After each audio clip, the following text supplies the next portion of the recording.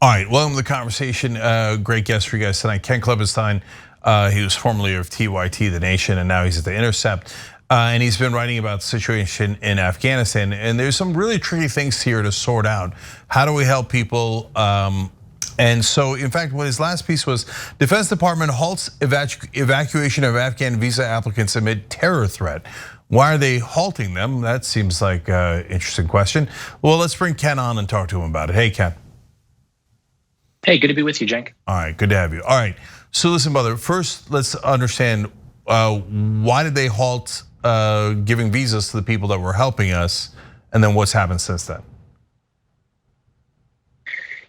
Yeah, so there was a political football, unfortunately, in that the terror attack in the Kabul airport by ISIS-K, and I'm told by others, potentially other elements in Afghanistan, killed 13 of our service members, and obviously was.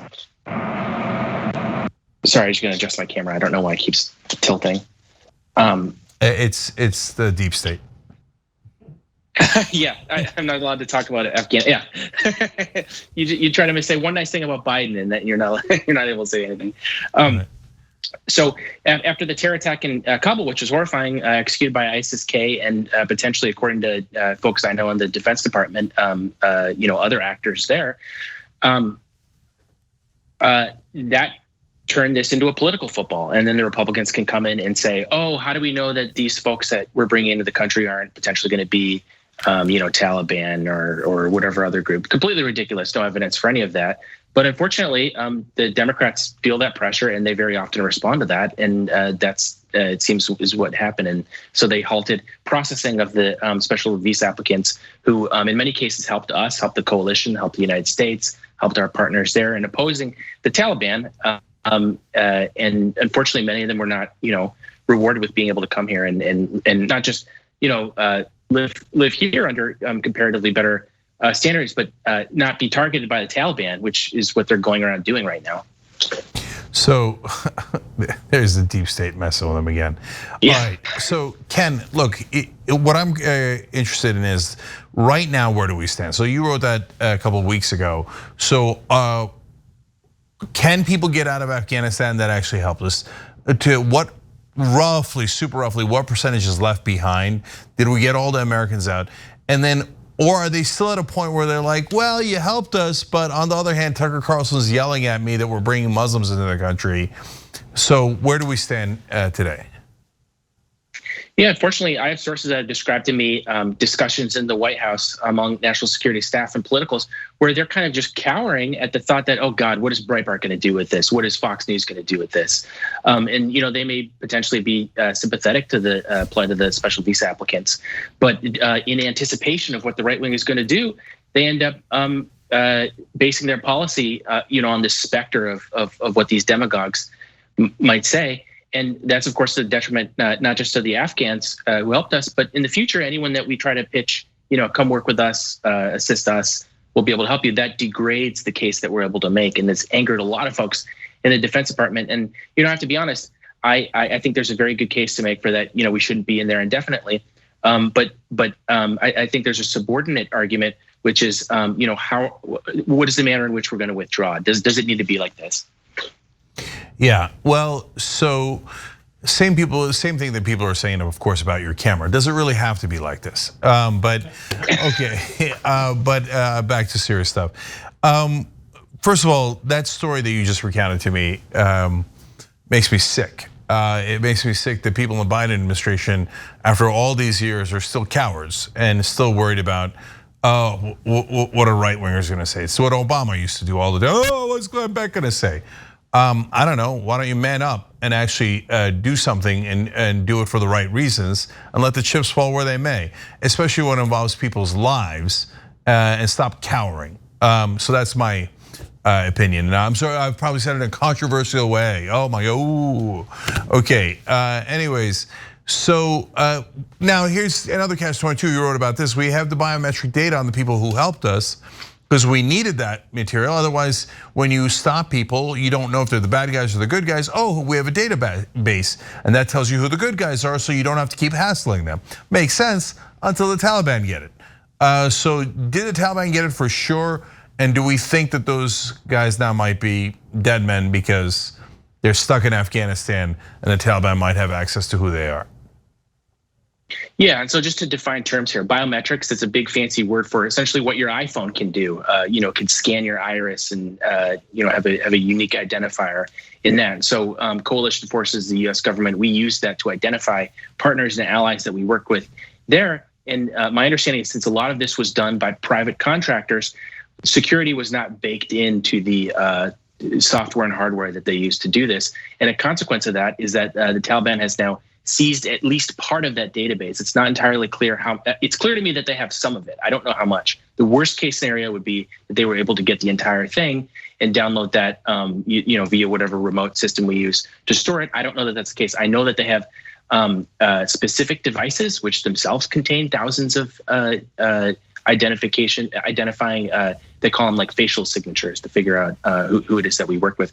And they can. And this isn't hypothetical. The Taliban is going through and trying to find out who helped us so that they can retaliate against them and their families. So to me, this makes a case for the urgency of getting these special visa applicants out above and beyond, promises that were made to them by the US and coalition forces. And so I know that at least some of that database has been compromised. It's unclear exactly how much. Right. So that's why Ken does what he does with his camera. He doesn't want the facial recognition technology catching him.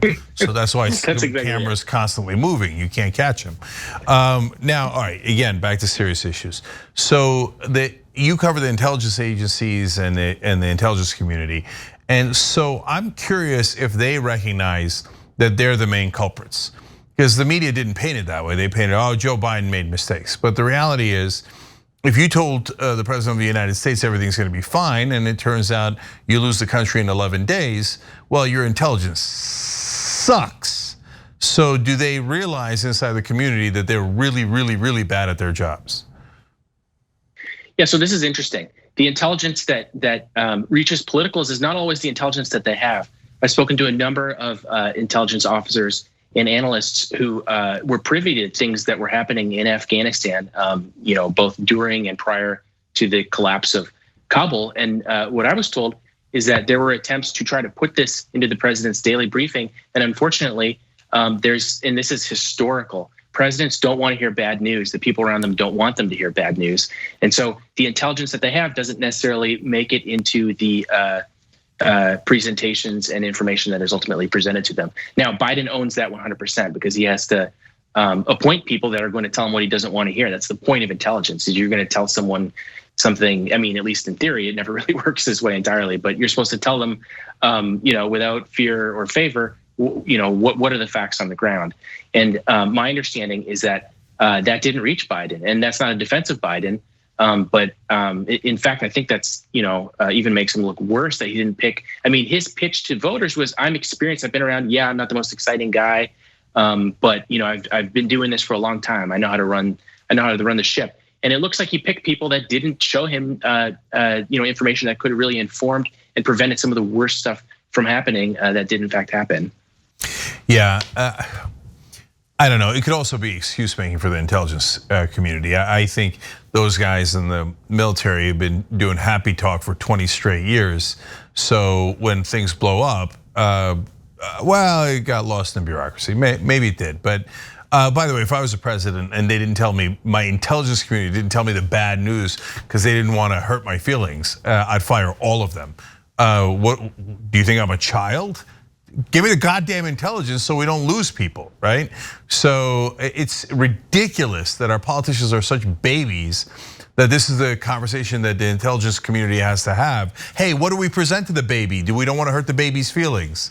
And so I'm definitely not picking on Biden here. Trust me, with Trump, you couldn't tell the baby anything because he was so fragile. So leader of the free world, guys. Okay, so in terms of where we are today, did we get all the Americans out? Do you know? And some of them, I imagine, were just caught and didn't know what to do and panicked. Some of them, it looks like, did some of them want to stay? Are they contractors? Who are they? Well, so I was talking to a former Green Beret who, is privy to a lot of what's going on. They work with others, do consulting, that kind of thing. And he was describing to me one example because I asked him this exact question, and he said, "Man, special forces are not suited to handle the certain types of Westerners that remain in the country." And I said, "What do you mean by that?" And he described to me a case in which a woman wanted to bring with her 80 or 90 cats. In order to get out of the country, and these special forces guys are explaining to her, like the Taliban is imminently going to take power. We don't have time for this. And she's, I like cats. I don't want like to diminish the, any sort of connection this person had, but it's kind of like, this is code red. Like, not only is the Taliban coming in, you've got ISIS-K. Now is not the time for this kind of stuff. And so I think some of the criticism of Biden's failure to get, a purported failure to get Americans out is a little unfair because, there's certainly people there that could have gotten out that didn't. Yeah. All right. And last thing, defense contractors. I think I noticed that more of them died than actual service members. So to what degree did the private contractors fight this war for us? I mean, we never talk about it in the press.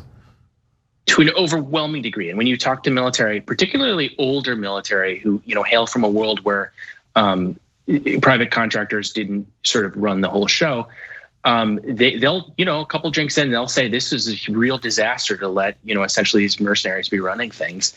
There's a lot of frustration about that. There was a study out by Brown University, which found that in all the trillions spent since the war on terror, as much as half of that money went to private contractors. That is a stunning figure, and one that anyone in military is quite cognizant of when you talk to them.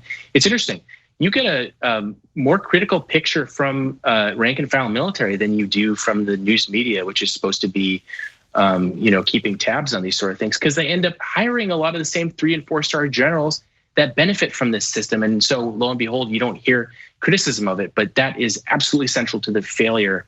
And when you talk to folks inside the failure of the war on terror. And as usual, the story winds back up at mainstream media failure to do journalism. No one in America knows. In fact, I didn't even know that half the money went to the private contractors. I knew a ton of it went in the procurement of weapons, et cetera. But those contractors fighting our wars for us, massively undercovered story. God forbid the American people should have the actual news about their government. Okay, Ken Klippenstein trying to do that at The Intercept. Everybody check him out. Ken, thank you, brother. We appreciate it. Great to be with you. Thanks for watching The Young Turks. Really appreciate it. Another way to show support is through YouTube memberships. You'll get to interact with us more. There's live chat emojis, badges. You've got emojis of me, Anna, John, JR. So those are super fun. But you also get playback of our exclusive member-only shows and specials right after they air. So all of that, all you gotta do is click that join button right underneath the video. Thank you.